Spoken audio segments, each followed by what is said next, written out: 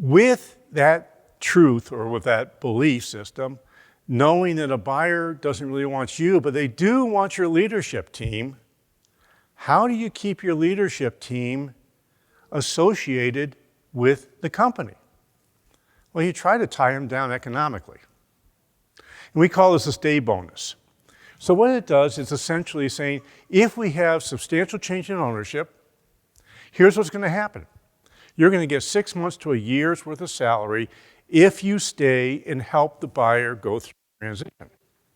Now, when I sold my food service company, the buyer came to me and said, well, you know, we can't pay you all we wanted to pay you because you don't have employment contracts.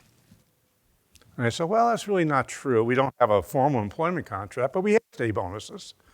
I'm paying for it, you're not paying for it, and these folks are going to get 6 months' salary if they stay with you for a year. So what happened? That issue went off the table as far as the due diligence ding. And we try to stay away from as many due diligence dings as we can. I'm not really going to talk a lot about due diligence today. Just understand due diligence is really an excuse for a buyer to lower the price.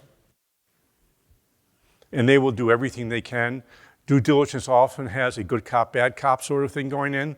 There's a person who was really nice that came in and talked to you about your business and said, we're going to pay you all this money. And then they bring in the finance people to do due diligence. And the finance people go, well, we can't do the blah, blah, blah, blah, blah. We can't pay you all this money. And you go back to that nice person and say, what's up? I thought we were doing so well here. You were going to pay me all this money, and now you're telling me you can't? And he kind of shrugs his shoulder and say, well, you know, my people won't let me, and you get the whining that goes along with it. And before you know it, because the buyer has got you spending the money you're going to get already in your brain, you agree to the lower price instead of saying, nope, off the table. It's really important. The main reason you use an intermediary, in my opinion, to sell a business is so you don't talk to the buyer and get into that conversation. You stick around for a year, you get 6 months bonus. Comes out of your pocket. It will get paid. You'll make more money in your sale by knowing that these people are there. This is something that for internal sales, for external sales where you're holding paper, this is really big. I have seen all this stuff happen.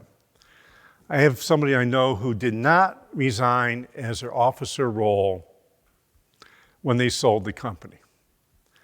The buyer was scum. The buyer didn't pay him. In fact, the buyer didn't pay the payroll taxes either. And if you're an officer, you know what happens when payroll taxes aren't paid? The IRS comes after you because you're an officer.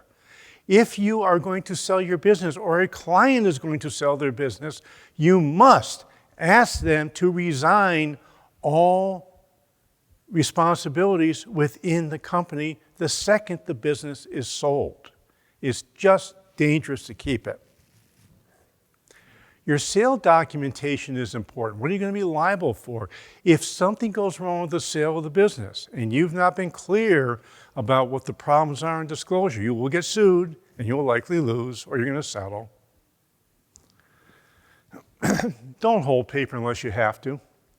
Instead of holding paper, why don't you say to the buyer, I'll tell you what, I get that you need to hold 10% back, but here's what I think we should do. We should take that money and put it into escrow, and based on certain things happening, the escrow agent will release the money, not you. So if you're going to hold paper, you have to hold back because there is some risk of losing customers, and that's true with almost every business, then you're better off taking it and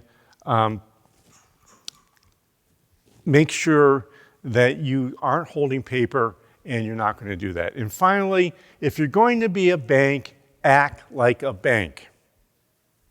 Meaning that when you borrow money from a bank, what do? They want a personal guarantee, right? They want to have all the assets of the corporation tied up in what's called UCC1s, if there's assets to tie up. So you want to be just like the bank, if not even tougher, because frankly, if they could go to a bank and borrow money, they probably would. Banks just won't loan to them. So if you're going to hold paper, you must act like a bank.